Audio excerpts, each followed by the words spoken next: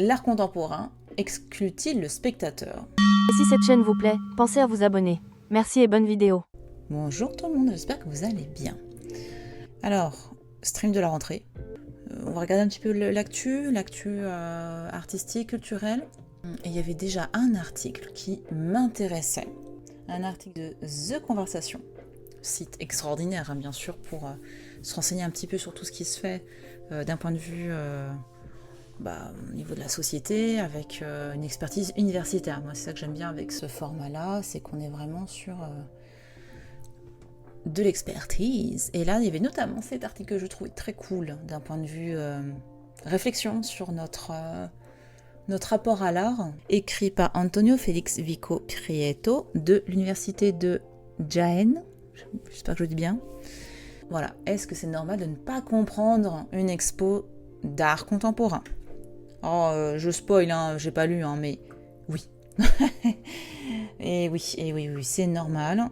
Ce serait complètement hypocrite de dire que tout le monde comprend tout d'un point de vue présentation des œuvres, notamment parce que, voilà, j'ai pas encore lu l'article, je vous donne un peu mon ressenti comme ça.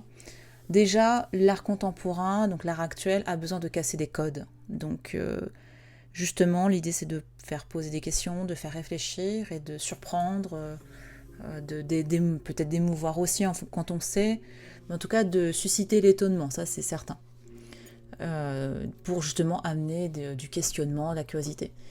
Et ça, c'est obligé de passer par une phase de déstabilisation, en balayant un peu tout ce qu'on sait, en fait. Pour moi, l'art contemporain, l'art actuel, c'est apprendre à désapprendre. Face à une œuvre actuelle, moi, je serais la première à dire, ouais, là, je pense, j'ai un ressenti, moi, je pense capter ça, mais en fait, ça se trouve, c'est pas du tout ça que la personne, l'artiste voulait faire. Et en plus, il y a des choses, si on n'a pas le propos de l'artiste, vraiment, on capte rien, quoi, on capte que dalle. L'art contemporain exclut-il le spectateur? Entre provocation, élitisme et discours abstrait, une réflexion sur la place du public dans la création artistique. Ça commence par une référence incroyable. Dans le livre du spirituel dans l'art, Vassili Kandinsky affirmait que la période matérialiste avait façonné dans la vie comme dans l'art un type de spectateur incapable de se confronter simplement à l'œuvre. Le spectateur d'aujourd'hui, assure Kandinsky, cherche et analyse tout. Chromatisme, composition, coup de pinceau, etc. Sauf la vie intérieure du tableau et l'effet sur sa sensibilité. Donc là, Kandinsky, on est sur l'abstraction début 20e, qui justement questionne l'aspect formel des œuvres, et un phénomène d'ailleurs qui nous touche encore aujourd'hui, c'est qu'on a une tendance à vouloir tout analyser. Et donc voir finalement une œuvre qui va nous émouvoir ou autre, où est-ce que c'est passé tout ça? Art excluant. Tout cela serait-il qu'une imposture?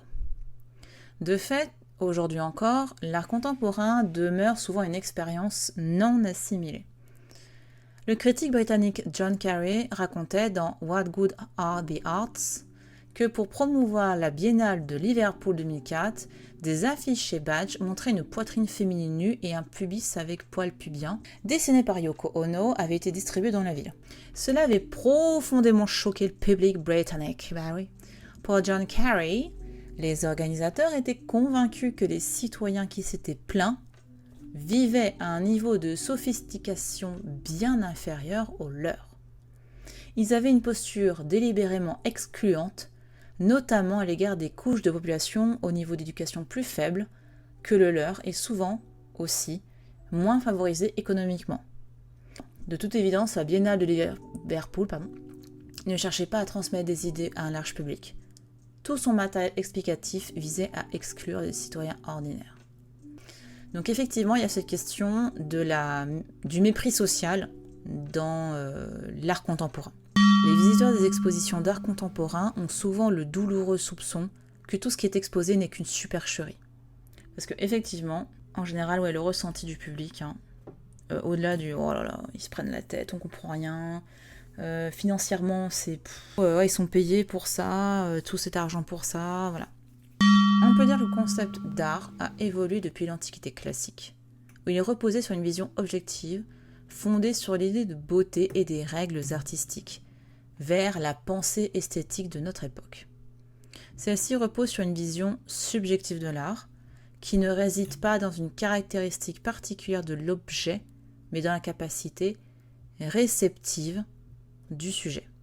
L'art contemporain a besoin de questionnement, de se questionner pour que le public puisse se poser des questions aussi, mais parce qu'il va à l'encontre de toute une esthétique mise en place par les institutions depuis la Renaissance à peu près, parce que y a des canons de beauté depuis l'Antiquité classique, mais vraiment le concept d'enseignement institutionnel de l'art, ça devient extrêmement formalisé à partir du siècle notamment de Louis XIV. Donc avec la création notamment de l'Académie royale de peinture et de sculpture. Voilà, donc ce qui après va donner une forme assez puissante à ces institutions qui vont valider ou pas des artistes en fait. C'est ça le truc.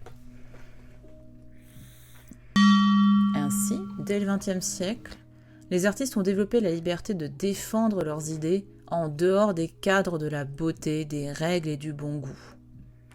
Parce que oui, effectivement, on parle de canon esthétique, de la Grèce antique, enfin l'Antiquité classique. Évidemment, la représentation des corps est très souvent synonyme de beauté physique. Ou alors, un personnage, s'il n'est pas beau, c'est parce qu'il a soit il va incarner certaines valeurs morales, soit au contraire, on va mettre en avant des problèmes moraux à travers sa laideur. Donc en fait, c'est soit la mise en avant d'autre chose que la beauté esthétique. Les artistes contemporains pensent que l'art doit provoquer des expériences artistiques, même si elles ne sont pas liées à la beauté. Il s'agit, dans la plupart des cas, d'expériences déroutantes et audacieuses. Nous assistons donc à l'avènement de la définition de l'art. Dans le concept actuel, si quelqu'un affirme qu'un objet donné est une œuvre d'art, nous devons le considérer comme tel. Voilà. Et ça aussi, c'est super important. C'est ce que critiquaient les gens comme Duchamp. C'est qu'à un moment donné, tu as un artiste qui fait une œuvre, mais qui dit que c'est de l'art ? Qui va valider ça, tu vois ? Et Duchamp, lui, il s'est posé la question de toutes ces personnes qui étaient les personnes qui validaient, en fait, le concept d'œuvre d'art. Donc voilà, donc en gros, si quelqu'un dit « oui, c'est de l'art, c'est un chef-d'œuvre », bon ok, c'est acquis, quoi. C'est un petit peu ça. N'oubliez pas de jeter un œil à la description pour suivre les liens des créatrices et les soutenir.